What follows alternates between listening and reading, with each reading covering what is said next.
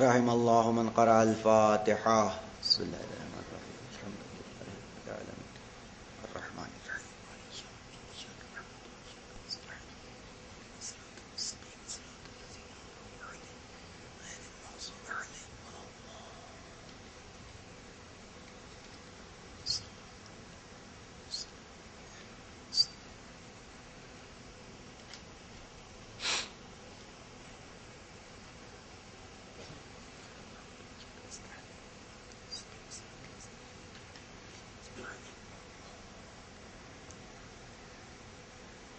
اعوذ باللہ من الشیطان اللعین الرجیم. لا حول ولا قوة الا باللہ العلی العظیم. بسم اللہ الرحمن الرحیم. الحمد للہ رب العالمین بارئ الخلائق اجمعین. والصلاة والسلام علی اشرف الانبیاء والمرسلین صاحب الحوض والکوثر والتاج والمغفر والخطبة والمنبر والوجه الأنور والخد الأقمر والجبين الأزهر والعصب الأشهر والنسب الأشهر النبي الأمي المكي المدني القرشي الهاشمي الأبتعي البتهي التامي العجازي العربي الرسول المسدد المصطفى الأمجد المحمود الأحمد مولانا مولى الكونين جد الحسن والحسين أبي القاسم محمد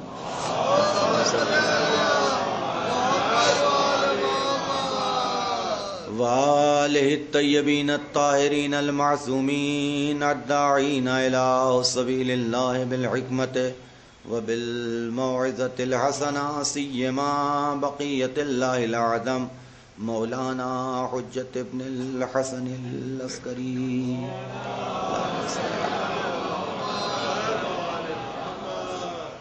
أما بعد فقد قال الله تعالى وتبارك في قرآن المجيد وفرقانه الحميد. بسم الله الرحمن الرحيم. والفجر وليال عشر والشفع والوتر. ایک صلوات پڑھتے محمد والے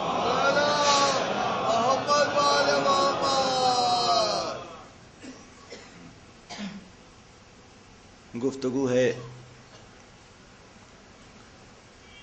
قرآن کے اس رموز و اسرار کے حوالے سے کہ جو سرسری طور پر پڑھنے سے سمجھ میں نہیں آ سکتے، بلکہ ان رموز و اسرار کو سمجھنے کے لیے انسان کو قرآن کی اس دعوت پہ توجہ دینی پڑے گی کہ جو ہر انسان سے قرآن دعوت دے رہا ہے کہ تم غور کیوں نہیں کرتے، تم تدبر کیوں نہیں کرتے، تم تعقل کیوں نہیں کرتے، تم فکر کیوں نہیں کرتے.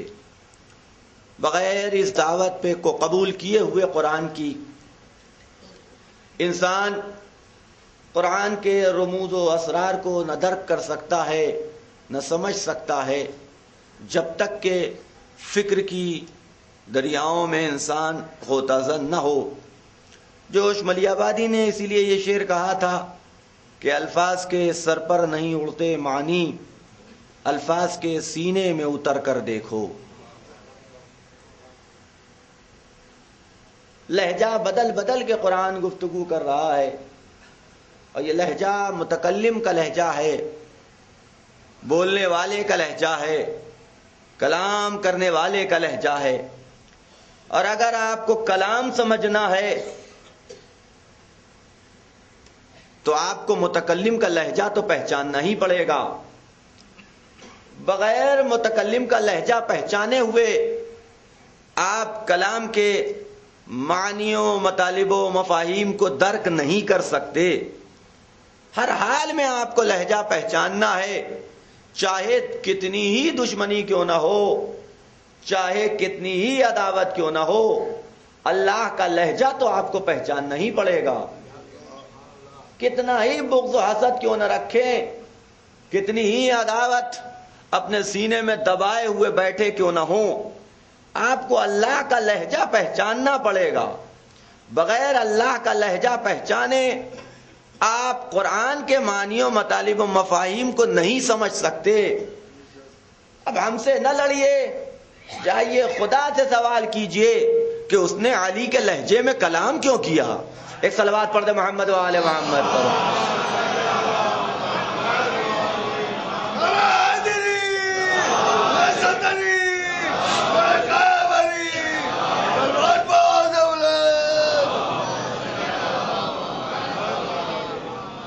لہجہ بدل بدل کے مختلف مقامات پہ قرآن اپنے معنی کو بیان کر رہا ہے، اپنی فکر کو لوگوں تک پہنچا رہا ہے، لیکن آسانی کے ساتھ نہیں.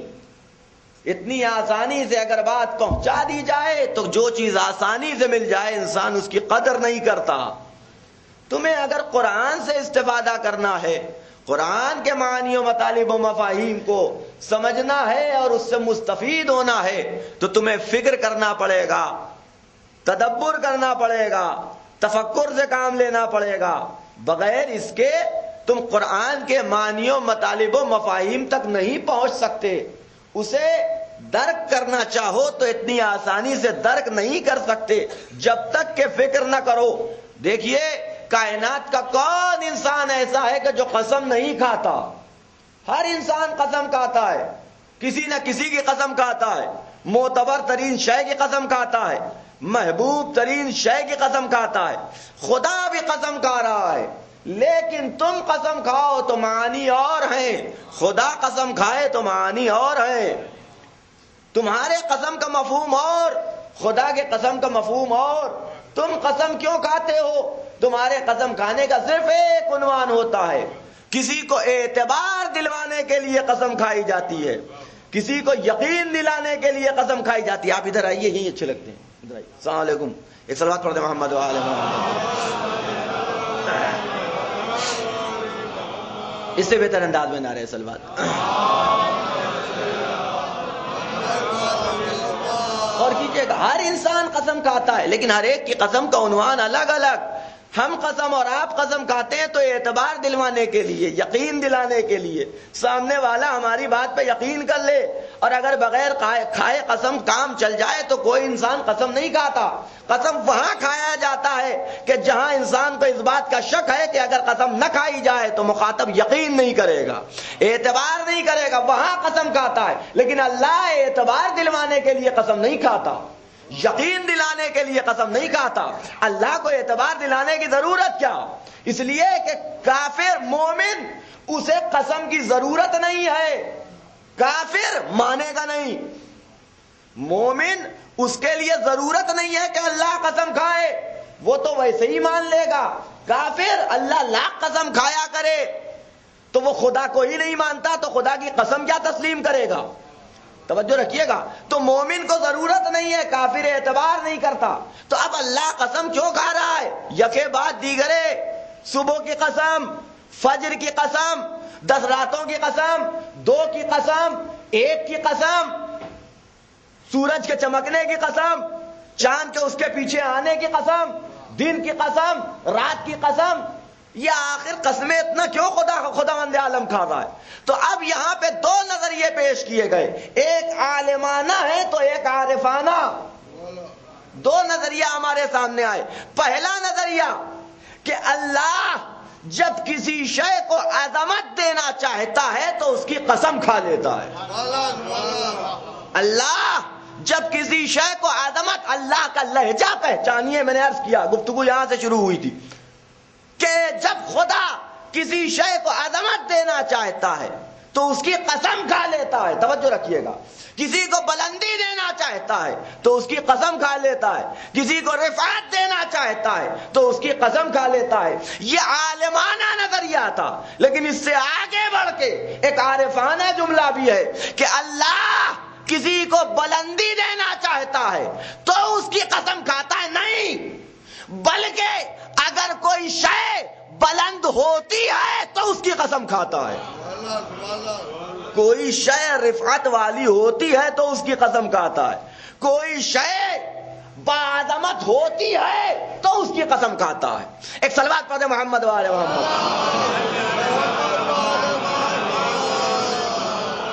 اور کیجئے گا یہ لب و لہجہ اللہ ہمیں معانی و مطالب و مفاہیم کا سمندر چھپا رکھا ہے.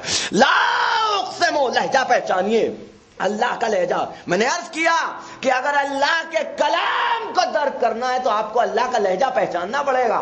بغیر اللہ کا لہجہ پہچانے ہوئے آپ اللہ کے کلام کے معانی و مطالب و مفاہیم کو درک نہیں کر سکتے. لا اقسم بہذا البلد وانت حل بہذا البلد، خدا قسم کھا رہا ہے کہ میں، اب یہاں پہ دو معنی ہے.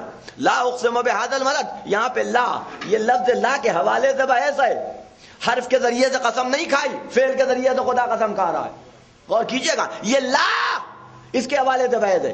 بس علماء علم نحو و صرف کا کہنا یہ ہے کہ یہ لا جو ہے لا لائے زائدہ اضافی ہے. لا لائے زائدہ ہے. لا یعنی اس کے کوئی معنی نہیں. بات یہاں سے شروع ہوگی اقسم بہذا البلد، میں اس شہر کی قسم کھاتا ہوں، میں اس شہر کی قسم کھاتا ہوں کہ جس شہر میں آپ ہیں. اور کیجئے گا عزیزان گرامی، لیکن ایک نظریہ علماء علم ادب کا یہ ہے کہ یہ لا زائدہ نہیں ہے بلکہ لا لائے نفی ہے. انکار کر رہا ہے، یعنی خدا یہ نہیں کہنا چاہتا کہ میں قسم کھاتا ہوں، بلکہ خدا یہ کہہ رہا ہے کہ لا اقسم بہذا البلد، میں اس شہر کی قسم نہیں کھاتا. غور کریں میں کیا عرض کر رہا ہوں. میں اس شہر کی کس کی گفتگو ہو رہی ہے؟ مکے کی گفتگو ہو رہی ہے، جہاں خانہ کعبہ ہے، ہر ایک کی نگاہ میں معتبر ہے نا، ہر ایک کی نگاہ میں محترم، ہر ایک کی نگاہ میں عزیز، ہر ایک کی نگاہ میں عزت والا. ایسی جگہ کہ جہاں شکار نہیں کیا جاتا، نفس محترم ہے، کسی پہ ہاتھ نہیں اٹھایا جا سکتا، کسی کو اذیت نہیں دی جا سکتی، پرندے تک کو مارا نہیں جا سکتا. ایسی جگہ، اتنی محترم جگہ، خدا کہہ رہا ہے لا اقسم بہذا البلد، میں اس شہر کی قسم نہیں کھاتا، میں اس شہر کی قسم نہیں کھاتا. اتنی محترم جگہ کہ جہاں نفس محترم ہے، کسی کو اذیت تک نہیں دی جا سکتی. حج میں گئے، ایک چونٹی مر جائے تو کفارہ دیجئے. غور کیجئے گا، اپنا بدن کھجا لیا، خون نکل آیا تو کفارہ دیجئے. غور کیجئے گا، اتنی محترم جگہ، اتنی محترم جگہ، لیکن اسی مکے میں نبی کو اذیت دی گئی، پتھر برسائے گئے، کانٹے بچھائے گئے، مشکلات اور پریشانیوں میں ڈالا گیا. خدا آواز دے رہا ہے تم زمین کو محترم سمجھ رہے ہو. غور کیجئے گا عزیزان گرامی، خدا آواز دیتا ہے تم زمین کو محترم سمجھ رہے ہو. لا اقسم بہذا البلد، میں اس شہر کی قسم نہ کھاتا. وانت حل بہذا البلد، اے حبیب اگر آپ اس میں نہ ہوتے. توجہ رکھیے گا، صلوات پڑھیں محمد وآل محمد.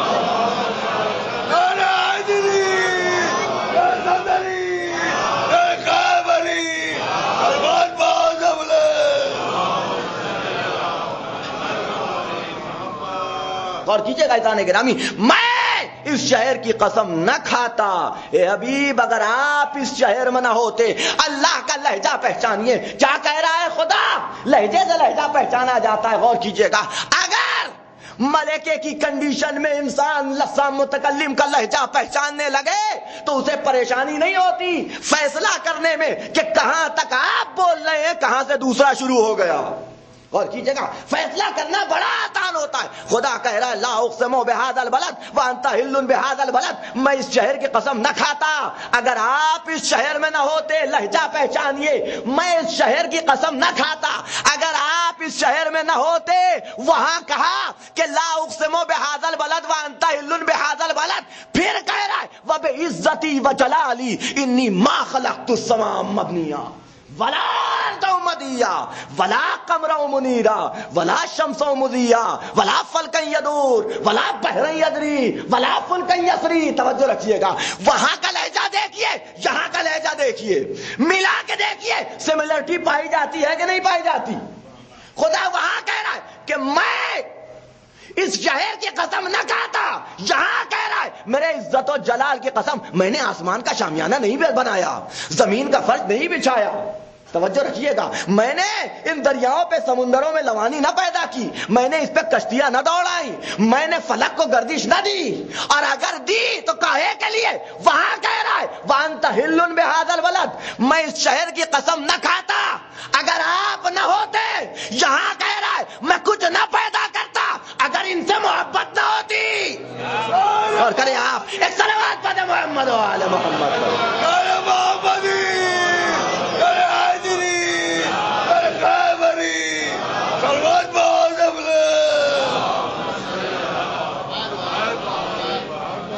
غور کریں آپ، دیکھیے لہجے سے لہجہ پہچانا جاتا ہے، بات سے بات سمجھ میں آتی ہے کہ کہاں تک کون بول رہا ہے۔ وہی لب و لہجہ، وہی انداز دونوں عنوان سے ہے کہ اگر آپ اس شہر میں نہ ہوتے تو میں اس شہر کی ایک شہر، یہ زمین کو محترم سمجھ رہے ہیں؟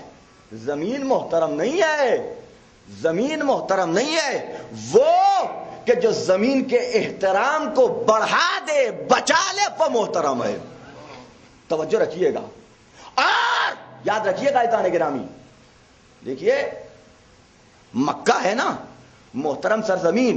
میں واقعہ تمہید کے لیے عرض کر رہا ہوں اس حوالے سے، امام حسین علیہ الصلوۃ والسلام، ایک صلوات پڑھتے محمد و آل محمد۔ غور کریں آپ، دیکھیے دین کاہے کے لیے آیا، مذہب کاہے کے لیے آیا، اسلام کاہے کے لیے آیا؟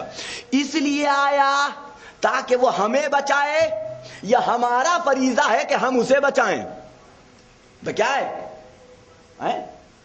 آپ غور کیجئے گا، ہمارے وجود سے کعبے کا وجود ہے، ہمارے وجود سے ادبات عالیات کا وجود ہے، ہمارے وجود سے امام باڑوں کا وجود ہے، ہمارے وجود سے مسجدوں کا وجود ہے۔ ہے ایسا کوئی کہہ سکتا ہے کہ ہماری وجہ سے کعبہ ہے، ہم کعبے میں نہ جائیں تو کعبہ کعبہ نہ رہے؟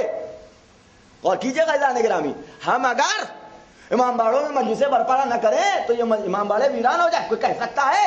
نہیں کہہ سکتا۔ نہیں تو اس کا الٹا ہے، اس کا مطلب کعبے سے ہمارا وجود ہے، مسجدوں سے ہمارا وجود ہے، امام باڑوں سے ہمارا وجود ہے، یہ ادبات عالیات جو ہیں ان سے ہمارا وجود ہے نا؟ تو جب ان سے ہمارا وجود ہے اور انسان یہ چاہتا ہے، ہر انسان یہ چاہتا ہے کہ ہمارا وجود سلامت رہے، تو اگر اپنا وجود سلامت رکھنا ہے تو مسجدوں کو بچانا پڑے گا، کعبے کی حفاظت کرنی پڑے گی، امام باڑوں کو باقی رکھنا پڑے گا، ادوات عالیات کے لیے اپنی جان، یہی تو ہے، اپنا وجود بچانا ہے۔ تو اگر ہماری وجہ سے ان کا وجود ہوتا تو کوئی بات نہیں تھی، لیکن نہیں، ان کی وجہ سے ہمارا وجود ہے۔ غور کریں عزیزان گرامی، تو جب تک ان کا وجود ہے ہمارا وجود ہے، ان کا احترام ہے تو ہمارا احترام ہے، ان کی عزت ہے تو ہماری عزت ہے۔ توجہ ہے کہ نہیں ہے بھائی؟ اس کے اگر برعکس نظریہ آپ کا ہو تو بتا دیجئے۔ یہی نظریہ ہے نا تمام ملت جعفریہ کا کہ ان کے وجود سے ہمارا وجود، ان کے احترام سے ہمارا احترام، ان کی عزت سے ہماری عزت۔ تو ہمارا فریضہ کیا ہے؟ ان کے وجود کو بھی باقی رکھیں، ان کے احترام کو بھی باقی رکھیں، ان کی عزت کو بھی باقی رکھیں، ان کے شرف کو بھی باقی رکھیں، ان کے کرم کو بھی باقی رکھیں۔ فریضہ ہے کہ نہیں ہمارا؟ حسین مدینے سے چھوڑ کے مکہ پہنچے، مکے کی سرزمین پر قدم رکھا، زمانہ حج ہے، زمانہ حج ہے، حج کرنے کے لیے حسین پہنچے، لیکن امام کی نگاہوں نے یہ دیکھا کہ احرام میں خنجر چھپا کے لے کے آ رہے ہیں، کہا میں حج کو عمرے سے ترک کرتا ہوں، مکے کو چھوڑ دیتا ہوں۔ نکلنے لگے تو عبداللہ ابن مسعود ایک روایت کے اعتبار سے اور دوسرے صحابہ پہنچے امام کی خدمت میں، یا ابن رسول اللہ مکہ چھوڑ کے نہ جائیے، یہ محترم جگہ ہے، یہاں نفس کی حرمت کو برقرار رکھا جاتا ہے، یہاں آپ کی جان محفوظ ہے۔ توجہ رکھیے گا، امام نے کہا نہیں، میں احرام میں چھپے ہوئے خنجر دیکھ رہا ہوں۔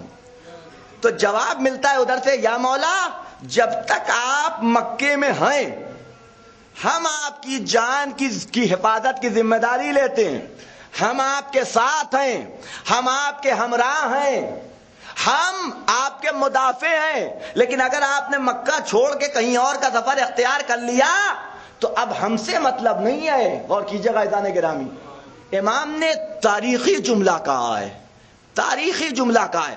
آواز دی عبداللہ کوشش کرنا کہ خود کو کعبے کی ڈھال بناؤ، کعبے کو اپنے لیے ڈھال نہ بنانا. صلوات پڑھ محمد وآل محمد پر.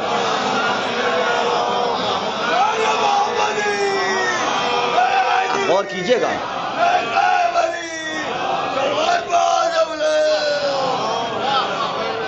کریں یہ تاریخی جملہ ہے امام کا کہ کعبے کی خود ڈھال بننے کی کوشش کرنا. کبھی کعبے کو اور مقدسات کو اور ادبات عالیات کو اپنی ڈھال نہ بنانا. وہ کعبے میں چھپ گئے تھے یہ سوچ کے کہ ہم اپنی جان بچا لیں گے. قتل حسین کے بعد فوج آئی، خانہ کعبہ کے اندر قتل و غارت ہوا ہے. کیوں؟ اس لیے کہ وارث کعبہ کا احترام چھوڑ دیا گیا. تم زمین کو مقدس سمجھ رہے ہو. اب سمجھ میں آیا یہ جملہ؟ ایک صلوات پڑھ محمد وآل محمد پر. اس سے بہتر انداز میں نہ رہے صلوات.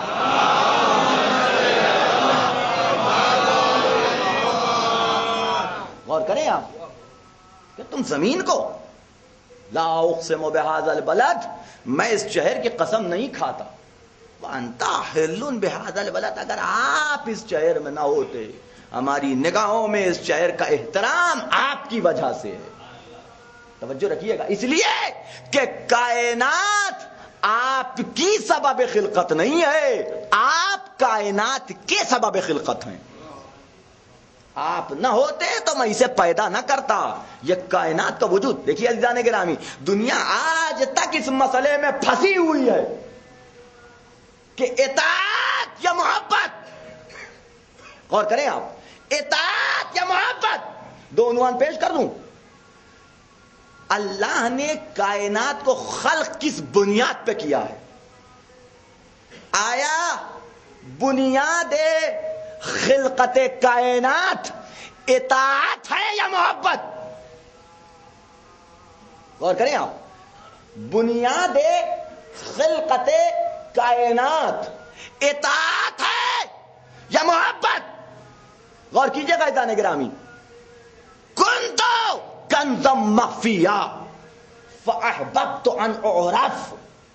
غور کیجئے گا خدا کیا کہہ رہا ہے کہ میں ایک چھپا ہوا خزانہ تھا. فاحببت ان اعرف، میں نے چاہا کہ میں پہچانا جاؤں، تو میں نے خلق کو پیدا کیا. کاہے کے لیے پیدا کیا؟ تاکہ میں پہچانا جا سکوں. توجہ رکھیے گا، اس کا مطلب یہ ہے کہ کائنات کی خلقت کی بنیاد اللہ نے اطاعت پہ نہیں رکھی ہے بلکہ محبت پہ رکھی ہے. توجہ رکھیے گا، محبت پہ رکھی ہے. وجہ جانتے ہیں کہ اللہ نے کائنات کی خلقت کی بنیاد اور ہم سے مطالبہ جو ہے وہ اطاعت کا بعد میں ہے، محبت کا پہلے ہے. توجہ رکھیے گا، حضرت موسیٰ کو حکم ہوتا ہے موسیٰ جاؤ ان لوگوں کو ذرا میرے قریب تو لاؤ، ان کے دل میں ہماری محبت پیدا کرو. یہ نہیں کہا جا رہا ہے کہ جاؤ اور جا کر کے انہیں میرا مطیع بنا دو. نہیں، فرما بردار بنانے کا حکم نہیں ہو رہا ہے موسیٰ کو، اطاعت کا حکم نہیں ہو رہا، بلکہ نہیں، کاہے کا حکم ہو رہا ہے جاؤ ان لوگوں کے دل میں میری محبت پیدا کرو. محبت. موسیٰ نے کہا کیسے؟ کہا ہم نے انہیں اتنی نعمتیں دی ہیں، ان کو گنواؤ، ان کو بتاؤ، خود بخود ان کے دل میں محبت پیدا ہو جائے گی کہ ہم نے انہیں کیا کیا دیا. توجہ رکھیے گا، تو اللہ کا بندے سے مطالبہ محبت کا ہے کہ نہیں ہے؟ اچھا آپ ایک سوال کا جواب دیجئے کہ اطاعت کا کیوں نہیں، محبت کا کیوں ہے؟ اطاعت کا کیوں نہیں، محبت کا کیوں ہے؟ اس لیے کہ اطاعت میں گنجائش ریاکاری ہے، محبت میں گنجائش ریاکاری نہیں ہے. غور نہیں کیا آپ نے؟ اطاعت میں گنجائش ریاکاری ہے، انسان ریاکاری میں بھی اطاعت کرتا ہے.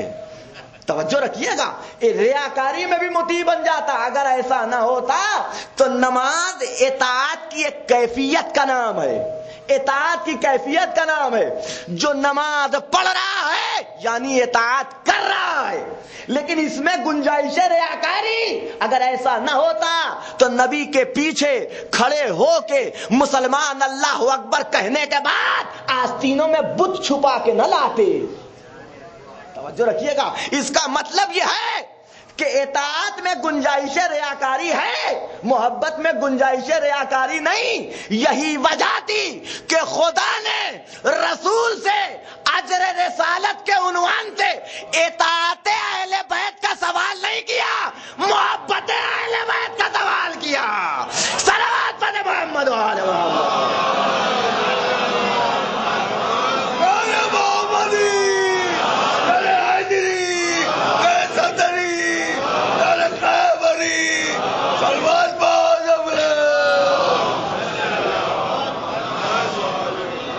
توجہ رکھیے گا, وہاں گنجائش ریاکاری ہے. وہ اطاعت کہ جو محبت کے بغیر آئے وہ اس میں گنجائش ریاکاری ہے, لیکن وہ اطاعت کہ جو محبت کے ساتھ آ جائے, توجہ رکھیے گا, لہذا مطالبہ محبت کا ہے, اطاعت کا نہیں ہے. امت پھنسی ہوئی ہے کہ اطاعت کریں یا محبت کریں. یہی وجہ ہے کہ کبھی اطاعت کو محبت سے لڑواتی ہے. نہیں, غور نہیں کیا, میں نے کہا نا میں پردوں میں کہنے کا عادی ہوں. کبھی اطاعت کو محبت سے لڑاتی ہے, کبھی محبت کو اطاعت سے لڑاتی ہے. یہ لیا جائے کہ وہ لیا جائے. غور کیجئے گا اطاعت گرامی, اے حبیب انہیں بتا دو کہ اطاعت کیا ہے اور محبت کیا ہے. انہیں بتا دو کہ اطاعت کسے کہتے ہیں اور محبت کسے کہتے ہیں. نبی نے آواز دی, اسے سمجھنا ہے تو مسجد میں آ جاؤ. جو نبی پڑھ رہے تھے وہ اطاعت تھی, جس نے آ کے نماز کو روک لیا وہ محبت ہے. میں نے غور نہیں کیا, آپ نے توجہ نہیں فرمایا. ایک صلوات پڑھیں محمد و آل محمد. دیکھیے میں باؤنسر مارنے کا عادی نہیں ہوں, لیکن باؤنسر مارنے کا عادی نہیں ہوں, لیکن کیا کیا جائے کہ سامنے والے کا قد ہی کم ہو. ایک صلوات پڑھ دیں محمد و آل محمد پر. اور کریں عزیزان گرامی, وہ کہ جو نبی پڑھ رہے تھے, جو نماز نبی پڑھ رہے تھے, نماز اطاعت کی ایک کیفیت کا نام ہے, اطاعت کی ایک کیفیت کا نام ہے. لیکن جس نے نبی کی پشت پہ آ کے نبی کے سجدے کو روک لیا, توجہ رکھیے گا, اسے اطاعت نہیں کہتے, اسے محبت کہتے ہیں. اب یہ ستم ہے مسلمانوں کا کہ اطاعت کی صورت میں نماز لے لی, محبت کی صورت میں حسین کو چھوڑ دیا. ایک صلوات پڑھیں محمد و آل محمد.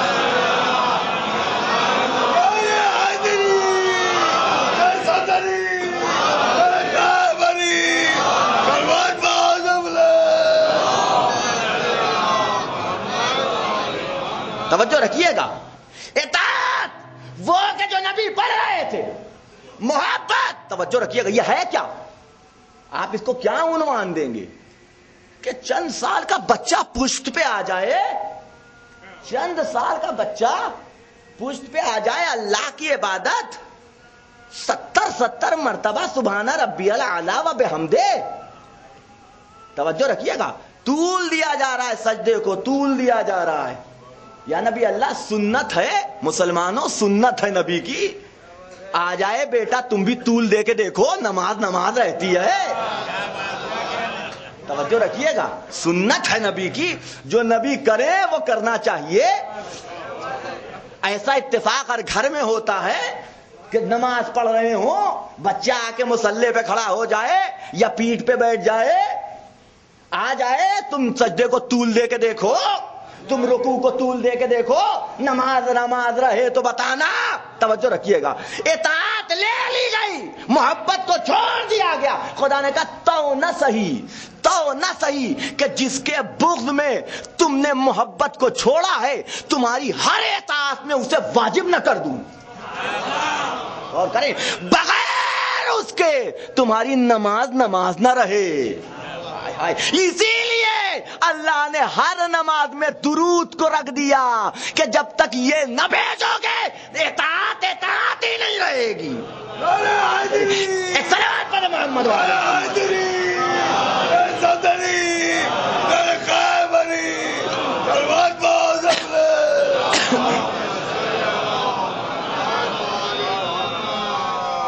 توجہ فرمائیے گا. تو یہ ہے محبت کی کیفیت, وہ ہے اطاعت کی کیفیت. اللہ کو اطاعت چاہیے, لیکن اطاعت مقصد نہیں ہے. اطاعت محبت کا دنبالہ ہے. یہ آ گئی تو اطاعت تو آئے گی, یہ آ گئی تو اطاعت تو آئے گی ہر حال کے اندر. اور کیجئے گا. اور اسی لیے آپ توجہ فرمائیے, اسی لیے فروع دین سے پہلے اصول دین کو رکھا گیا ہے نا. اسی لیے فروع دین سے پہلے اصول دین کو رکھا گیا. اور فروع دین اور اصول دین میں فرق یہی ہے کہ اصول دین کو محبت کہا جاتا ہے, فروع دین کو اطاعت کہا جاتا ہے. اور کریں آپ, جب تک یہ محبت کا جذبہ دل میں نہ آئے اطاعت بیکار ہے. اطاعت ٹکروں کو کہا جا سکتا ہے. اور کریں عزیزان گرامی, لیکن حقیقت اطاعت اس وقت درک ہوگی کہ جب محبت آ جائے. اصول دین یہ ہے محبت. اعلان کرنے کے لیے نبی سے یہی کہا گیا تھا کہ جاؤ جا کے پہلے ہمارے وجود کا انہیں یقین دلاؤ, ان کے دل میں ہماری محبت پیدا کرو. ان سے کہو کہ اللہ کے علاوہ کوئی خدا نہیں. بتاؤ کہ جو کچھ تمہیں ملا ہم نے دیا ہے, پتھروں نے نہیں دیا. توجہ رکھیے گا. تو اصول دین محبت کی کیفیت کا نام, فروع دین اطاعت کی کیفیت کا نام. یہ دو الگ الگ چیزیں ہیں. جب تک محبت نہ آ جائے اطاعت بیکار ہے. میں اپنی بات کی طرف واپس لوٹتا ہوں. ایک صلوات پڑھ دیں محمد و آل محمد پر.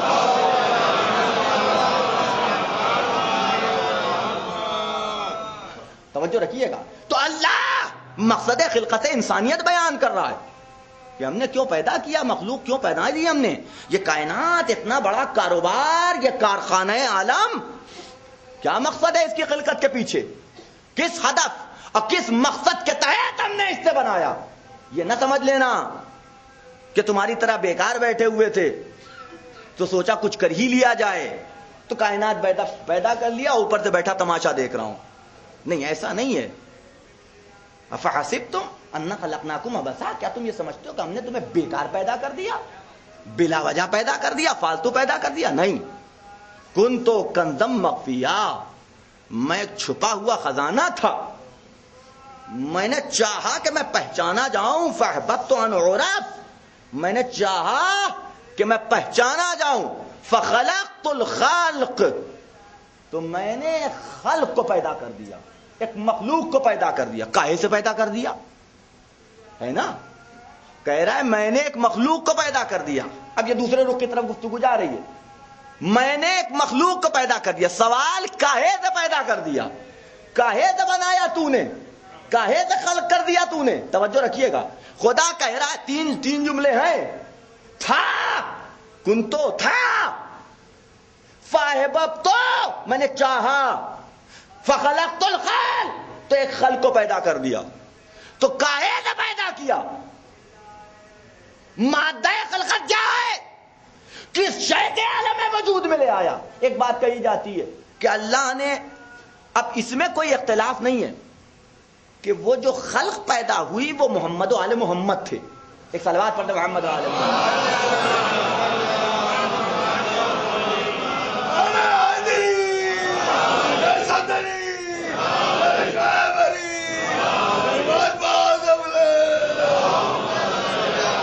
اس میں کوئی اختلاف نہیں کہ وہ جو خلق پیدا ہوئی وہ محمد و آل محمد تھے. اس میں کسی طرح کا اختلاف نہیں.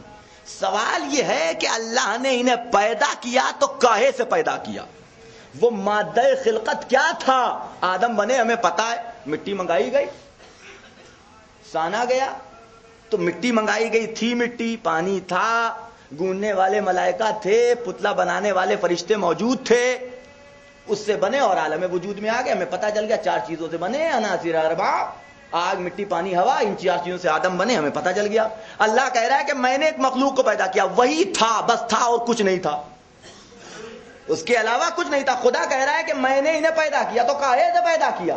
ایک بات کہی جاتی ہے کہ نور سے پیدا کیا, نور سے پیدا کیا, نور سے پیدا کیا. اگر یہ مان لیا جائے تو اول مخلوق یہ نہ رہیں گے بلکہ نور ہو جائے گا. اگر نور سے پیدا کیا یہ مان لیا جائے تو اول مخلوق آیت اللہ جوادی عاملی اور آیت اللہ حسن زادہ عاملی. ایک صلوات پڑھ دیں محمد و آل محمد پر.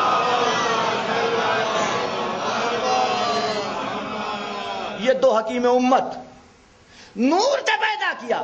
اگر یہ مان لیا جائے تو اس کا مطلب یہ ہے کہ نور پہلے تھا. یہی تو ہوگا بھئی مادہ خلقت اہل بیت کا نور.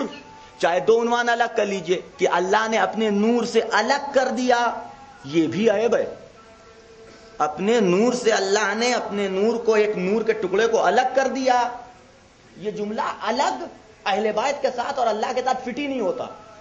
غور نہیں کیا آپ نے, توجہ رکھیے. یہ مان لیا جائے کہ نہیں نور سے پیدا کیا تو اول مخلوق نور ہوگی,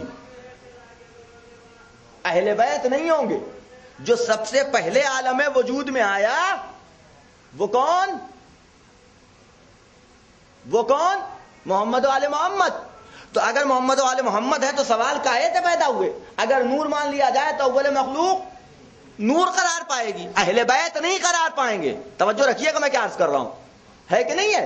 دیکھیے ایک ہمارے یہاں اصطلاح ہے کہ جسے کہتے ہیں تشبیہ المعقول بالمحسوس. تشبیہ المعقول بالمحسوس. اس کا مطلب کیا ہوا؟ مطلب یہ ہوا کہ جو چیز سامنے نہ ہو, جو چیز سامنے نہ ہو, اگر اسے پہچانوانا ہے تو اس چیز کے ذریعے سے پہچانواؤ کہ جو سامنے ہے. سمجھے آپ؟ تشبیہ المعقول بالمحسوس. جو چیز سامنے نہ ہو اگر اسے پہچانوانا ہے تو اس چیز کے ذریعے سے پہچانواؤ کہ جو سامنے موجود ہے. غور کیجئے گا عزیزان گرامی, خدا کہہ رہا ہے کنتو کنزم مخفیہ, میں ایک چھپا ہوا خزانہ تھا. خزانہ یہ لفظ آتا ہے تو نہ جانے کتنے دلوں کی حسرتیں بیدار ہو جاتی. خزانہ تھا, کاہے کا خزانہ؟ تانبے کا, پیتل کا, لوہے کا, چاندی کا, سونے کا, نوٹوں کا بیگ, کیا تھا آخر؟ کاہے کا خزانہ؟ خدا کہہ رہا ہے کنتو کنزم مخفیہ, میں ایک چھپا ہوا خزانہ تھا. قدرت نے جواب دیا میں خزانہ تھا اپنے جمال کا, اپنے کمال کا. توجہ رکھیے گا, میں اپنے جلال و اپنے جمال و کمال کا خزانہ تھا. میں اپنے جمال و کمال کا خزانہ تھا. میں نے چاہا کہ میں پہچانا جاؤں تو میں نے خلق کو پیدا کر دیا. عزیزان گرامی, سورج کیا ہے؟ آپ کیا کہیں گے؟ انرجی حاصل کرنے کا ذریعہ ہے نا, سورس آف انرجی ہے. یہی تو ہے سورج. سورج سورس آف انرجی ہے, یا اردو میں اگر اس کا ترجمہ کر لیجئے تو روشنی کا خزانہ, نور کا خزانہ. سورج نکل گیا, سورج نکل گیا. کیسے پتا چلا آپ کو سورج نکل گیا؟ کہا کہ سورج نے اپنے کمال کو ظاہر کر دیا. میں توجہ رکھیے گا میں کیا عرض کر رہا ہوں. سورج نے اپنے کمال کو ظاہر کر دیا. کیسے پتا چلا سورج نکل آیا؟ یہاں بیٹھے ہیں, پوچھوں آپ آنکھ بند کر کہیں گے سورج نکل آیا. کیسے نکل آیا؟ سورج اتنی اوپر چمک رہا ہے, درمیان میں چھت ہے, کہاں سے دیکھ لیا؟ کہا ہم سورج نہیں دیکھ رہے, سورج کے کمال کو دیکھ رہے ہیں. یہ توجہ نہیں فرمایا آپ نے. سورج کا کمال ہماری نگاہوں کے سامنے, ہمیں سورج نظر نہیں آ رہا لیکن کمال کرنوں کی شکل میں ہمیں نظر آ رہا ہے. یہ کمال بتائے گا, توجہ رکھیے گا, یہ کمال بتائے گا کہ سورج کا وجود اس وقت ہے. سورج نکلا ہوا ہے. اللہ اپنے جمال و کمال کا خزانہ تھا. توجہ رکھیے گا, جب اس نے چاہا کہ وہ پہچانا جائے تو اس نے اپنے جمال و کمال کو ظاہر کر دیا. نے غور فرمایا میں کیا عرض کر رہا ہوں. اس نے اپنے جمال و کمال کو ظاہر کر دیا. وہ رحمت کا خزانہ, وہ رحمت کا خزانہ, تو اس رحمت کی تجلی کا نام ہے رحمت للعالمین. توجہ رکھیے گا.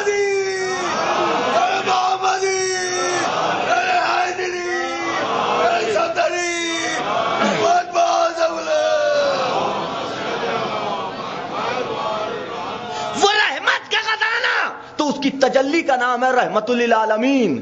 وہ علو و بلندی کا خزانہ تو اس کی تجلی کا نام ہے علی.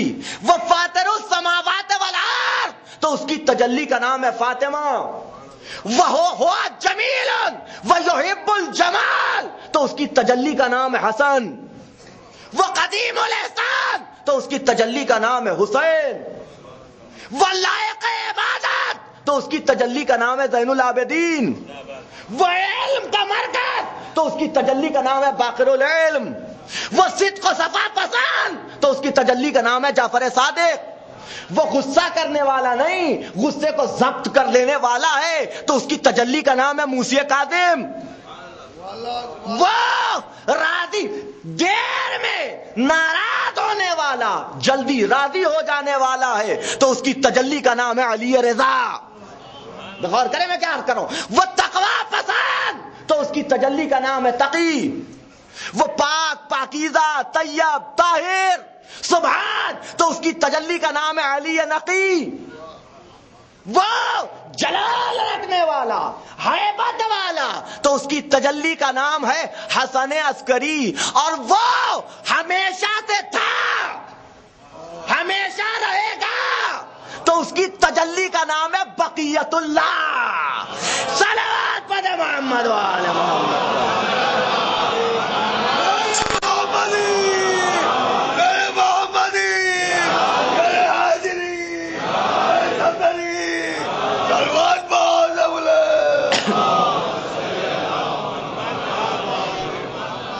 توجہ فرمائیے گا، اپنے کمال کو ظاہر کر دیا، اپنے کمال کو ظاہر کر دیا، اپنی کرنوں کو ہم پہ پھینک دیا، اپنی کرنوں کو ہم تک پہنچا دیا۔ توجہ رکھیے گا، کرنیں پہنچی ہیں خود نہیں پہنچا، توجہ رکھیے میں کیا عرض کر رہا ہوں، کرنیں پہنچی ہیں خود نہیں پہنچا۔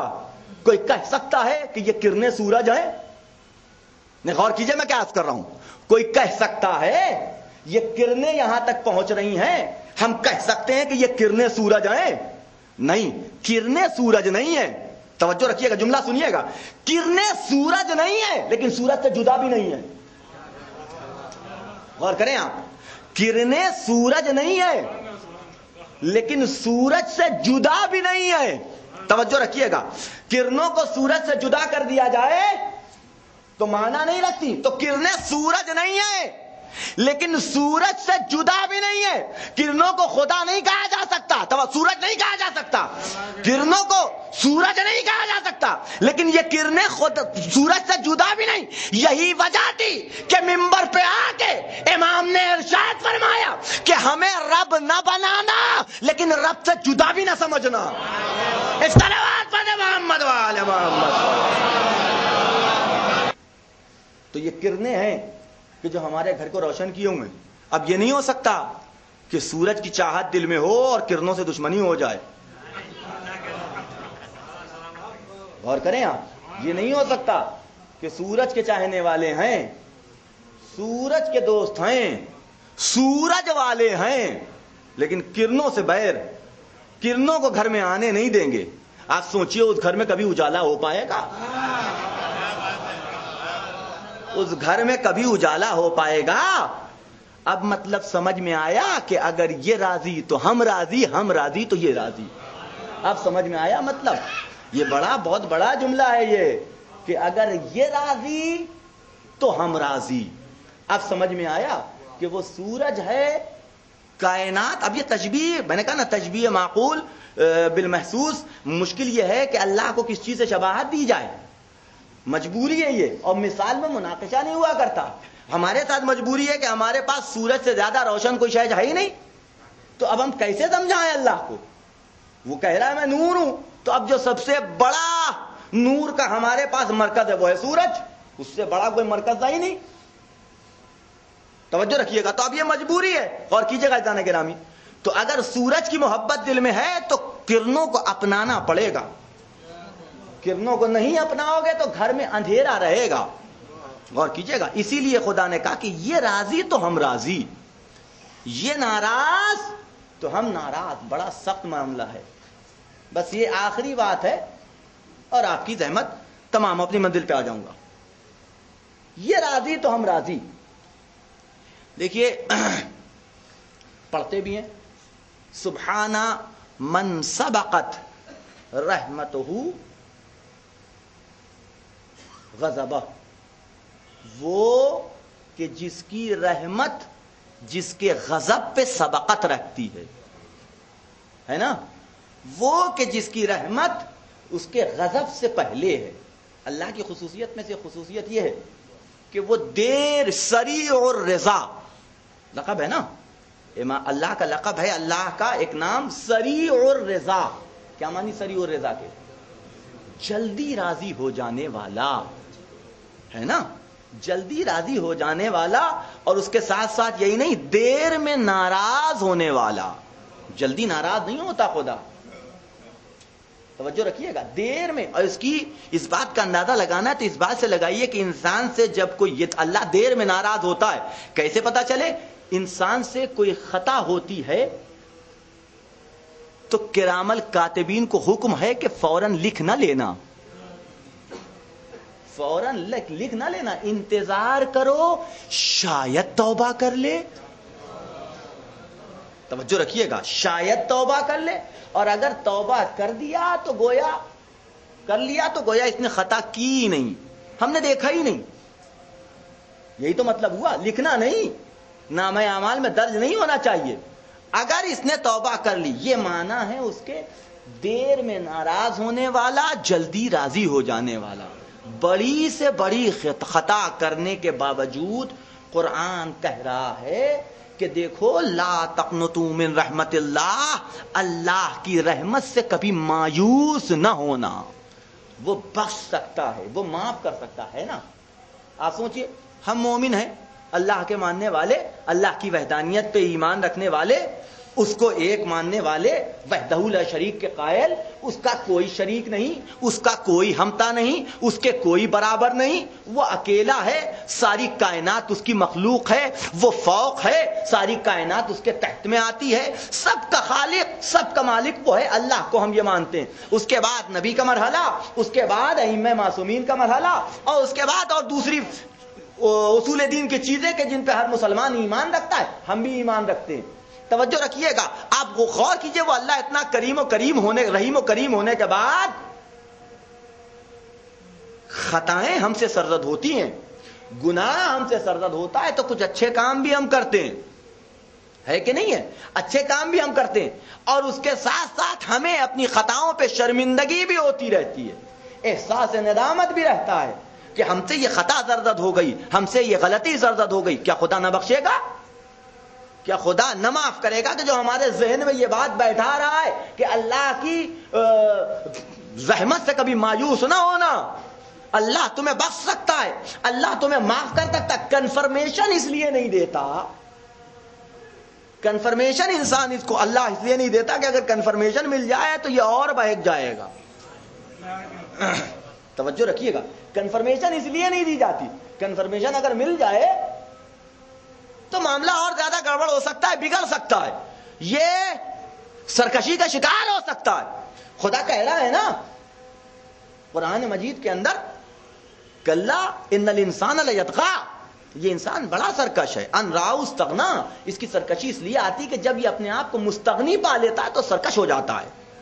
تو اللہ تمہیں مستغنی کرنا نہیں چاہتا کنفرمیشن دے کے کہ ہم نے بخش دیا, ہم نے معاف کر دیا, جنت تمہاری پکی ہو گئی. توجہ رکھیے گا, پھر اس کے بگڑنے کے چانسز زیادہ ہو جاتے ہیں. غور کیجیے عزیزان کرام, اتنا خدا بخشنے والا, اتنا معاف کرنے والا انسان اس دنیا میں ہے, نیکی کر کے اپنے آپ کو بخشوا رہا ہے. مر گیا, اولاد قاعدے کی چھوڑ گیا تو بھی سلسلہ جاری ہے. مر گیا, جنازہ رکھا ہوا ہے, جو آ رہا ہے ہاتھ اٹھا کے 1 مرتبہ سورہ فاتحہ, 3 مرتبہ سورہ قل واللہ, اس کے ساتھ ساتھ مغفرت کی دعا. نیک آدمی تھا, اللہ اسے معاف کرے, اللہ اسے معاف کرے. 1 آیا, 2 آیا, 3 آیا, 100 آدمی, 150 آدمی, 200 آدمی, وہ جیسا کردار ہو, جتنے تعلقات اس نے انسانوں سے بنا کے رکھے ہوں اتنے آئیں گے جنازے کے اوپر. ہے ہی نہیں کوئی تو کوئی نہیں آئے گا. لیکن بہرحال اگر تعلقات ہیں تو 100 آدمی, 150 آدمی, 200 آدمی تو اکٹھے ہی ہو جاتے ہیں جنازے پہ. آ جائے, سب دعا کر رہے ہیں, اللہ معاف کر دے, اللہ معاف کر دے, اللہ مغفرت کرے, اللہ غریق رحمت کرے, اللہ جوار معصومین میں جگہ دے, اللہ اس کے درجات کو بلند کرے. یہ ابھی جنازہ رکھا ہوا ہے, شروع ہو گیا, مغفرت کی دعا اس کی شروع ہو گئی. جنازہ اٹھا, غسل و کفن کی باری آئی, غسل دیا جا رہا ہے, وہاں پہ بھی دعائیں پڑھی جا رہی ہیں, کفن پہنایا جا رہا ہے, شہادت نامہ لکھا جا رہا ہے کہ میں نے نماز پڑھتے ہوئے دیکھا, میں نے روزہ رکھتے ہوئے دیکھا, میں نے خیر پہ عمل کرتے ہوئے دیکھا, وغیرہ وغیرہ. 100 150 جتنے آدمی جو بھی ہیں, 25 آدمی, 30 آدمی, 40 آدمی, 50 آدمی, جس کو جتنے مہیا ہو سکے انہوں نے اس کی گواہی بھی دے دی. وہ یہاں رکھا گیا, سینہ یا سورہ یاسین سینے کے اوپر ہے, آنکھوں پہ خاک شفا ہے, منہ میں عقیق کی انگوٹھی ہے. غور کیجئے, یہ سارے سامان ہے کہ نہیں ہے بخشش کے اللہ کی, اللہ کی خدمت میں. وہ کہہ رہا ہے میں سریع الرضا ہوں, جلدی راضی ہو جانے والا. غور کیجئے گا, جنازہ اٹھا لے کے لوگ چلے, لا الہ الا اللہ, لا الہ الا اللہ, انا للہ و انا الیہ راجعون کہتے ہوئے چل رہے ہیں. یہ سارا ثواب کہاں جا رہا ہے؟ مردے ہی کو تو پہنچ رہا ہے. جنازہ چلا, قبر تک پہنچا, قبر میں اتارا گیا, بسم اللہ کہہ کے دعائیں پڑھ کے, پھر اس کے بعد تلقین کا مسئلہ شروع ہوا. اسماء فم یبنا فلا فلا, شروع ہو گئی بات. اور تلقین کے مرحلے سے وہاں پہ بھی بتایا جا رہا ہے اللہ تیرا ایک ہے, محمد تیرے رسول ہیں, علی ان کے جانشین ہیں, کعبہ تیرا قبلہ ہے, کتاب تیری قرآن ہے, بتایا جا رہا ہے. پھر اس کے بعد دعا کی جا رہی ہے, اللہم عفک عفک عفک, امام میرے بابودی سے بخش دے بخش دے بخش دے, اسے معاف کر معاف کر معاف کر. قبر میں اتارا گیا, پٹرے لگائے جا رہے ہیں, ہر ایک تذکرہ خیر کے ساتھ کر رہا. اچھا آدمی تھا بیچارہ, مومن آدمی تھا بیچارہ, مجلسی آدمی تھا بیچارہ, کوئی خصوصیت اگر پائی جائے اس کا تذکرہ ہو رہا ہے. ان سب کا بھی ثواب ملتا ہے, ان سب کا بھی ثواب ملتا ہے اللہ کی جانب سے. آپ کی تعریف ہو, ثواب بھی آپ کو پہنچے, اس سے بڑا فائدے کا سودا اور کیا ہو سکتا ہے؟ توجہ رکھیے, اس کا بھی ثواب مل رہا ہے. دفن کر دیا گیا, پھر اس کے بعد چادر ڈال دی گئی, لوگ آئے فاتحہ پڑھنے کے لیے. سب نے انگلیاں دھسا دھسا کے, جتنا زیادہ انگلیاں اس کے اندر دھستی جائیں گے اتنا زیادہ بیچارے قبر میں کمی اور سکون ملتا جائے گا, راحت ملتی جائے گی. الحمدللہ پڑھ رہے ہیں ڈھیروں لوگ. یہی معاملہ ختم نہیں ہوا, 40 قدم گئے, پھر ایک تلقین, پھر بخشش کی دعا, اللہم عفک عفک عفک. غور کیجئے گا, پھر وہاں سے واپس آئے, 2 دن بعد کا انتظام کر دیا گیا کہ بھیا سوم کی مجلس سے آ جائیے گا آپ لوگ. آپ دیکھیے یہ بخشش کا سامان ہو رہا ہے کہ نہیں ہو رہا ہے؟ اللہ کو راضی کرنے کی کوشش ہو رہی ہے کہ نہیں ہو رہی ہے؟ غور کریں آپ, شروع ہو گیا. اور اگر اللہ نے توفیق دے دی, اسے خیال آ گیا بیٹے کو, تو قبری کے اوپر کسی مولوی کو بیچارے کو رکھ دیا کہ ذرا 1 عدد قرآن پڑھ دیجئے میرے والد کے لیے, میرے اپنے کے لیے. وہ بیچارہ گیا, 1 عدد قرآن اس نے تلاوت کی, پڑھا, جسے کہہ لیے ایصال ثواب کیا. یہ ایک قرآن کی تلاوت کا ثواب پہنچا کہ نہیں پہنچا؟ پہنچا نا. آپ غور کیجئے, پوری توجہ سنیے کہ میں آپ کو لے کہاں سے جا رہا ہوں. آپ کے چہرے کا حیرت یہ بتا رہی ہے کہ مولانا آج پڑھ کیا رہے ہیں. ایک صلوات پڑھتے محمد وآل محمد کو.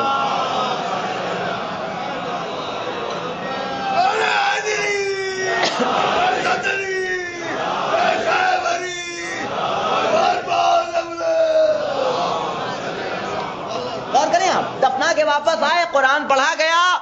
پھر اس کے بعد اگر بچوں کو, اولاد کو اللہ نے توفیق دی ہے تو وہ بھی ہر نماز میں, ہر روز مغربین کی نماز میں اور بین المغرب والعشاء 2 رکعت نماز اپنے ماں باپ کو بخشنے لگے, باپ کو پہنچنے لگے. یہ ایصال ثواب کا سلسلہ شروع ہو گیا نا. اسی شب سے واپس آئے, توفیق دے دی اللہ نے, تو لوگوں نے, کچھ لوگوں نے صحیح جسے کہہ لیے کہ نماز وحشت قبر پڑھ لی. ثواب پہنچا کہ نہیں پہنچا؟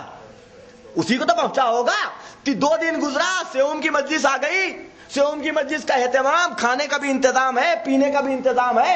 اس کے ساتھ ساتھ ذاکر آیا, تذکرہ اہل بیت, اللہ کا تذکرہ, رسول کا تذکرہ, اہل بیت کا تذکرہ, اس کے ساتھ مصائب, یہ سارے. اور پھر اس کے بعد اس مجلس کا ثواب, سورہ فاتحہ کا ثواب, قرآن کی تلاوت کا ثواب, کھانے کا ثواب, پینے کا ثواب. ایک آدمی نے ایصال کیا, پہنچا کہ نہیں پہنچا وہاں؟ غور کیجیے عزیزان کرام. سیوم ختم ہو گئی, ختم ہو گیا تو 10واں ہو رہا ہے, 10واں ختم ہو گیا تو 20واں ہو رہا ہے, 20واں ختم ہو گیا تو 30واں ہو رہا ہے, 30واں ختم ہو گیا تو 40واں. سب سے بڑا انتظام, توجہ رکھیے گا. اب جیسے اس کا جتنا سوشل ہے ہو آدمی, اتنے افراد جمع ہو گئے, بہترین مجلس ہو رہی ہے, نوحہ ماتم ہو رہا ہے, ذاکر مجلس پڑھ رہا ہے, ایصال ثواب. اور اب یہ ثواب سب جا رہا ہے کہ نہیں جا رہا ہے؟ توجہ رکھیے گا. اور یہی ختم نہیں ہوئی بات. 40ویں کے بعد چھمائی, چھمائی کے بعد برسی, برسی کے بعد ہر سال برسی. مسلسل یہ سلسلہ چل رہا ہے کہ نہیں چل رہا ہے؟ اتنے لوگ, اتنے دن تک, جس کی مغفرت کے لیے دعا کریں, کیا اللہ اسے نہ بخشے گا؟ توجہ رکھیے گا. اتنے لوگ, اتنے دن تک مسلسل جس کی مغفرت کی دعا کریں, کیا اللہ اسے نہیں بخشے گا؟ بخشے گا کہ نہیں بخشے گا؟ توجہ رکھیے گا. آپ کہ اپنوں کی مغفرت کی دعا ہو رہی ہے 30 سال سے، 40 سال سے، 50 سال سے، لیکن کچھ ایسے ہیں کہ جن کی مغفرت کی دعا 1400 سال سے لے کے آج تک ہو رہی ہے. کس صورت میں؟ نہیں سمجھے نہیں آپ؟ وہاں تو کیا آپ نے. 1400 برس سے لے کر کے آج تک کچھ ایسے ہیں کہ جن کی مغفرت کی، جن کی رضایت کو طلب کیا جا رہا ہے. کیا کہہ کے؟ رضی اللہ عنہ. غور کیجئے، دیکھیے میں کہاں لے آیا آپ کو، غور کیجئے اذان گرامی. 1400 برس سے لے کر کے آج تک کہا جا رہا ہے کہ اللہ ان سے راضی ہو جائے. ہو رہی ہے نا دعا، اور یہ دعا ہی تو ہے. اور کیا؟ ہر نام کے بعد رضی اللہ عنہ، ہر نام کے بعد رضی اللہ عنہ، ہر نام کے بعد رضی اللہ عنہ. اتنے مسلمان اکثریت پہ ناز اس وقت سے لے کر کے آج تک دعا کر رہے اللہ راضی ہو جائے. کیا اللہ راضی نہ ہوگا؟ قسم خدا کی راضی ہو جاتا اگر نبی نہ کہتے کہ جس سے فاطمہ راضی اس سے خدا راضی. ایک صلوات فاتح محمد وآلہ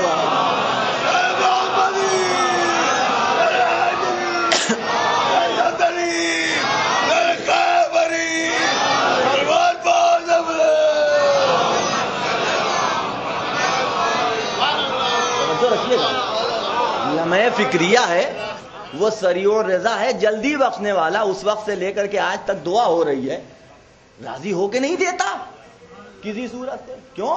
کہا ہم کہہ چکے کہ جس سے فاطمہ راضی اس سے خدا راضی، جس سے فاطمہ ناراض اس سے خدا ناراض. بس میری گفتگو ختم ہو گئی.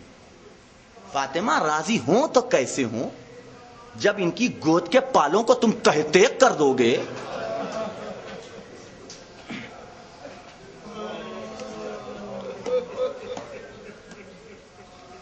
جب ان کی گود کے پالوں کو تم ذبح کر دو گے، 3 دن کا بھوکا پیاسا شہید کر دو گے. وہ فاطمہ کہ جس نے حسین کے ساتھ جنت البقیع کو الوداع کہا، ایک ایک لمحہ اس کی نگاہوں کے سامنے ہے. کیسے عباس کے بازو کاٹے گئے، کیسے علی اکبر کے سینے پہ برچھی کا پھل لگا، کیسے اون محمد کی شہادت ہوئی. اپنی کھیتی کو برباد ہوتے ہوئے فاطمہ دیکھ رہی ہیں، اپنی جگر کے پالوں کو شہید ہوتے ہوئے دیکھ رہی ہیں. کیسے میرا لال گھوڑے سے زمین پہ آیا، کیسے اس کی پشت کے اوپر خنجر چلایا گیا، پس گردن سے ذبح کیا گیا. جزاکم ربکم خیر الجزا. خداوند عالم آپ کو کسی غم میں نہ رلائے سوائے غم سید الشہداء کے. آپ کی آوازیں بلند ہو گئیں. واقعاً آج ہم تذکرہ کرنے کے لیے بیٹھے ہیں حسن کے نونہال حضرت قاسم کا. وہ بچہ کہ ابھی تاریخ نے لکھا کہ بلوغ کو بھی نہیں پہنچا تھا. تاریخ اور مقاتل اٹھا کے دیکھیے گا کہ جب یہ قافلہ چلا ہے تو تذکرہ کیا ہے کہ کس طریقے سے یہ قافلہ چلا.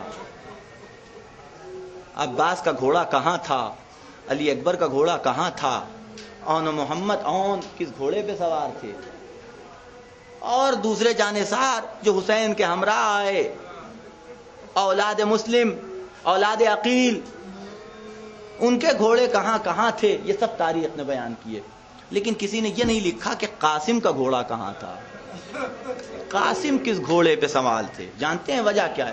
وجہ یہ ہے کہ قاسم اتنے کم سن تھے کہ انہیں بیویوں کے ساتھ محمل میں بٹھایا گیا تھا. لیکن بچہ سن میں چھوٹا ہے لیکن عزم جوان ہے، ارادہ قوی ہے، محکم ہے. جو انداز عباس و علی اکبر کا ہے وہی انداز ہمیں قاسم کا بھی دیکھنے کو ملتا ہے کربلا کے بن میں.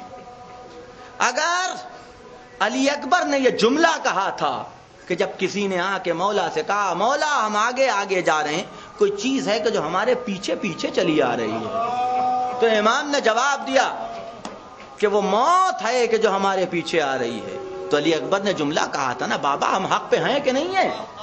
کہا خدا کی قسم حق پہ ہیں. کہا اگر ہم حق پہ ہیں تو پرواہ نہیں کہ ہم موت پہ جا پڑیں یا موت ہم پہ آ جائے. اگر علی اکبر نے یہ جواب دیا تو اسی لہجے کا اور اسی ہمت و شجاعت سے بھرا ہوا جواب قاسم کا ہے کہ جب چچا نے پوچھا اے میرے لال ذرا یہ تو بتانا کہ موت تمہارے نزدیک کیسی ہے. احل من الاصل، اے بابا موت میرے نزدیک شہد سے زیادہ شیریں ہے. اگر حق پہ ہے تو شہد سے زیادہ شیریں ہے. اور کیجئے گا تو کم سن ضرور ہے لیکن عزم جوان. صبح عاشور نمودار ہوئی، ایک ایک جانثار مرنے کے لیے جا رہا ہے.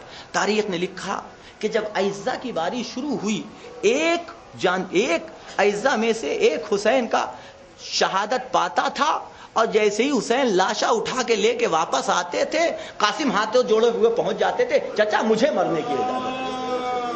پھر کسی کا لاشا لائے، پھر قاسم ہاتھوں کو جوڑے ہوئے پہنچ گئے چچا مجھے مرنے کی اجازت دی. پھر حسین کسی کا لاشا لا کے گنجے میں شہیدہ میں رکھا، قاسم ہاتھوں کو جوڑے ہوئے کھڑے چچا مجھے مرنے کی اجازت دے.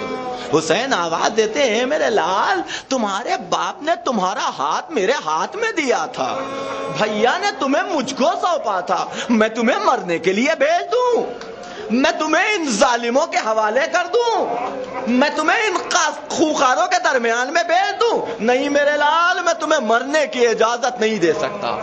مسلسل اصرار کے بعد بچہ سوچنے لگا کہ اب مجھے مرنے کی اجازت نہیں ملنے والی. 2 تاریخیں ہیں.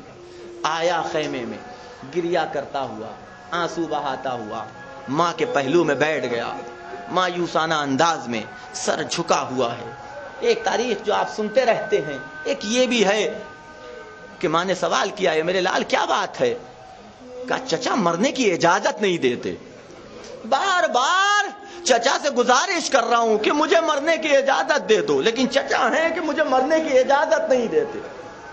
لاکھ کوشش کر چکا لیکن ہر مرتبہ چچا یہی کہتے ہیں کہ تم میرے بھائی کی نشانی ہو، تمہارے بھائی نے میرے سپرد کیا ہے، میں تمہیں مرنے کی اجازت دوں تو کیسے دوں؟ ماں نے سنا، آئیں امام کے خیمے میں ہاتھوں کو جوڑ کے کھڑی ہو گئی. اے میرے مولا آپ ذرا سا پیچھے چلے جائیے تاریخ میں. حسین اکثر امام حسن کا انتقال شہادت کب ہوئی؟ سن 50 ہجری میں. سن 50 ہجری سے سن 60 ہجری 10 سال کا وقفہ. بھائی کی بیوہ تھی، ہر بھائی کا خیال کرتا ہے. سر سے سایہ اڑ گیا، کوئی دیکھنے والا نہیں ہے. اکثر پہنچ جاتے تھے کہ بھابھی اگر کوئی حکم ہو تو فرمائیے گا، اگر کوئی ضرورت ہو تو مجھے یاد کیجئے گا. اس 10 سال کے عرصے میں ایک مرتبہ بھی ام فروا نے حسین سے کوئی فرمائش نہیں کی. پہنچی کہ اے میرے مولا و آقا، آپ سے میں نے آج تک کبھی کچھ مانگا؟ میں نے آج تک آپ سے کبھی کوئی سوال کیا؟ میں نے آپ سے آج تک کبھی کوئی فرمائش کی؟ کھڑے ہو گئے حسین. بھابھی کیسی باتیں کر رہی ہیں؟ آج تک آپ نے مجھ سے کوئی سوال نہ کیا. میری تو تمنا تھی کہ آپ مجھ سے کچھ طلب کریں، مجھ سے کچھ مانگیں، مجھ سے کچھ سوال کریں. کہا ہے میرے مولا حسین آج ام فروا آپ سے کچھ مانگ رہی ہے، آج ام فروا آپ سے کچھ سوال کر رہی ہے. ہاں عزیزان گرامی، امام نے آواز دی فرمائیے حکم کیجئے. کیا حکم ہے؟ میرے لال کو مرنے کی اجازت دے دو، میرے لال کو مرنے کی اجازت دے دو. ایک روایت یہ تھی کہ جو تاریخ میں نے دیکھی، ایک روایت کہ جو مشہور ہے کہ جب مایوس ہو گئے چلے گئے صحرا میں، ایک درخت کے نیچے بیٹھ گئے کہ دفتن خیال آیا کہ باپ نے مرتے وقت وصیت کی تھی. ماں نے بتایا تھا کہ دیکھو تمہارے باپ نے ایک تعویذ تمہارے بازوؤں پہ باندھا ہے، جب کوئی بہت بڑا مصیبت کا وقت پڑ جائے تو اس تعویذ کو کھول کے دیکھ لینا. ہاں عزیزان گرامی، یاد آیا، فوراً بازو سے تعویذ کھولی، پڑھا، چہرہ سبز و شاداب ہو گیا، مسکراہٹ چہرے پہ دوڑ گئی. لیے ہوئے حسین کی خدمت میں پہنچے. اے چچا یہ بابا کی تحریر ہے آپ کے نام. بھائی کو بھائی کا خط ملا، بوسہ دیا، آنکھوں سے لگایا، پڑھنا شروع کیا. پڑھنا شروع کیا، لکھا ہوا تھا، اے میرے بھیا حسین، یہ میری طرف سے تمہاری خدمت میں ایک قربانی ہے کہ جسے قبول کرنا۔ ہاں عزیزو، حسین کی آنکھوں سے آنسو جاری ہوا۔ اب تک روک رہے تھے، اب روک نہیں سکتے، کیونکہ حکم امام ہے، بڑے بھائی کا حکم ہے، روکے تو کیسے روکے۔ سر پہ امامہ اس حسن کا رکھا، دوش پہ امام حسن کی رضا ڈالی، گھوڑے پہ بازوؤں کو سہارا دے کے سوار کیا۔ لو عزیزو، دو چار جملے اور تمہاری رحمت تمام۔ جناب قاسم میدان کربلا میں آئے، حملہ شروع ہوا۔ کبھی میمنہ پہ حملہ کرتے ہیں، کبھی میسرہ پہ حملہ کرتے۔ سن 50 میں امام حسن کا انتقال ہوا ہے۔ سن 50 میں 13 سال کا بچہ تاریخ نے لکھا ہے کہ کربلا میں تھا۔ تو جب سب 50 میں انتقال ہوا ہے، تو جب امام حسن کی شہادت ہوئی تو جناب قاسم صرف 3 سال کے تھے، صرف 3 سال کے تھے۔ 3 سال کا بچہ ابھی ٹھیک ہے علی کا لال ہے، لیکن ابھی فن جنگ میں اتنا ماہر نہیں ہو سکتا۔ یہ آخر کس نے تربیت دی قاسم کو؟ یہ کس نے فن جنگ سکھایا؟ عزیزو، لکھنے والوں نے لکھا ہے کہ قاسم کے استاد کا نام عباس تھا۔ قاسم کو تربیت دینے والے عباس تھے، انہوں نے فن جنگ سے جناب قاسم کو آراستہ کیا تھا۔ آپ سوچئے، جس کا استاد عباس ہو اس کی شجاعت کا کیا عالم ہوگا، اس کی جنگ کا کیا عالم ہوگا۔ کبھی میمنہ پہ حملہ کرتے ہیں، کبھی میسرہ پہ حملہ کرتے ہیں، کبھی قلب لشکر پہ حملہ کرتے ہیں۔ ہاں عزیزو، ایک پہلوان ازرق شامی کا اس بچے کو تحت کرو، قتل کرو، دیکھو یہ ہماری فوجوں کو میں کھلبلی مچائے ہوئے۔ بیٹا آگے بڑھا کہ میں جاؤں گا قاسم کے مقابلے میں، آیا، لیکن ایک موقع وہ آیا کہ جناب قاسم نے اسے تحت کر دیا۔ دوسرا بیٹا، تیسرا بیٹا، چوتھا بیٹا، 7 بیٹوں تک، یا اس سے زیادہ کی روایت ہے مجھے نہیں معلوم، آئے امام جناب قاسم اسے تحت کرتے رہے۔ آپ سوچئے، جس کے سامنے، جس کی نگاہوں کے سامنے اس کے سارے بچے تحت کر دیے جائیں اور ایک بچہ اسے قتل کر دے، اس کے غصے کا کیا عالم ہوگا۔ غصے کی شدت میں تلوار نکال کے وہ پہلوان خود امام کی جناب قاسم کے مقابلے میں آ گیا۔ لڑتے لڑتے ایک موقع وہ بھی آیا کہ قاسم نے اسے بھی تحت کر دیا، قاسم نے اسے بھی تحت کر دیا۔ تو ایک منادی نے ندا دی، ایک آواز گونجی، یہ علی کا پوتا ہے، یہ حسین کا بھتیجا ہے، یہ عباس کا شاگرد ہے، اکیلے اس سے مقابلہ کرتے رہو گے تو پوری فوج ختم ہو جائے گی۔ اسے شہید کرنا ہے تو چاروں طرف سے گھیر کے حملہ کرو۔ ہاں عزیزو، لڑتے لڑتے قاسم کافی آگے نکل چکے تھے۔ ایک طرف سے عباس موجود تھے، ایک طرف سے علی اکبر موجود تھے۔ جوش و شجاعت دینے کے لیے عباس اپنے شاگرد کی شجاعت دیکھ رہے تھے کہ میرا شاگرد کیسے لڑتا ہے، لیکن لڑتے لڑتے جوش و شجاعت میں قاسم اتنا آگے نکل گئے کہ عباس کو نظر نہیں آتے، قاسم جناب علی اکبر کو نظر نہیں آتے۔ لیکن ایک آواز بلند ہوئی، یا ماؤ ادرکنی۔ حسین نے کرسی چھوڑی، بڑھے، لیکن قاسم کی لاش سمجھ دکھائی نہیں دیتی۔ چاروں طرف سے اشقیاء نے گھیر لیا، دائنے سے حسین جاتے ہیں، قاسم نظر نہیں آتے، بائیں سے جاتے ہیں، قاسم نظر نہیں آتے۔ نرغے آزا میں قاسم، بار بار آواز حسین کے کانوں میں آ رہی ہے، یا ماؤ ادرکنی، یا ماؤ ادرکنی۔ ایک مرتبہ حسین نے ذوالفقار میں آن سے نکال کے حملہ کیا، فوج چھٹی، لیکن عزیزو فوج تو چھٹ گئی، لیکن جب حسین قاسم کے پاس پہنچے ہیں تو لاشا ٹکڑے میں تبدیل ہو چکا تھا، لاشا قاسم کا ٹکڑوں میں تبدیل ہو چکا تھا۔ بس آخری جملہ ہر سال پڑھتا ہوں، اس لیے آج بھی پڑھوں گا اور میری گفتگو ختم۔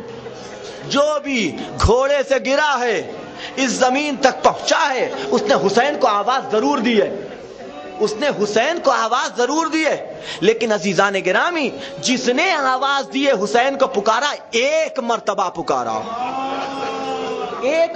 پکارا ہے، سوائے قاسم کے کہ بار بار پکارتے تھے یا اما ہو ادرکنی، یا اما ہو ادرکنی، یا اما ہو ادرکنی۔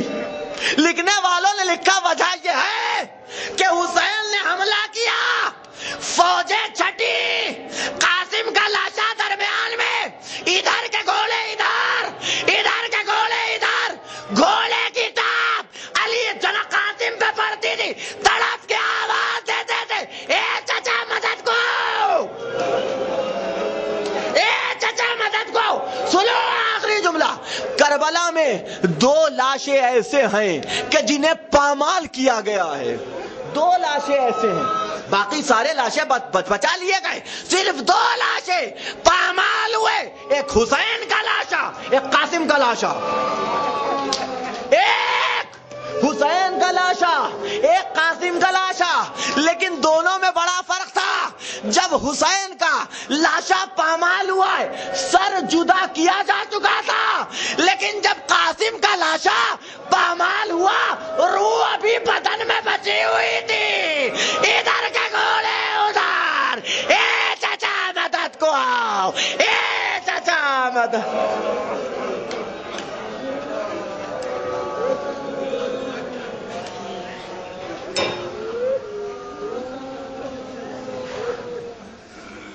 انا للہ و انا الیہ راجعون فسيعلم الذين ظلموا أي منقلب ينقلبون اللهم بحق محمد وأنت المحمود وبحق علي وأنت الأعلى وبحق فاطمة وأنت فاطر السماوات وبحق الحسن وأنت المحسن وبحق الحسين وأنت قديم الإحسان وبحق أئمة التسعة الطاهرين من ذرية حسين عليه السلام ربنا تقبل منا إنك أنت السميع العليم ربنا آتنا في الدنيا حسنة وفي الآخرة حسنة وقنا عذاب النار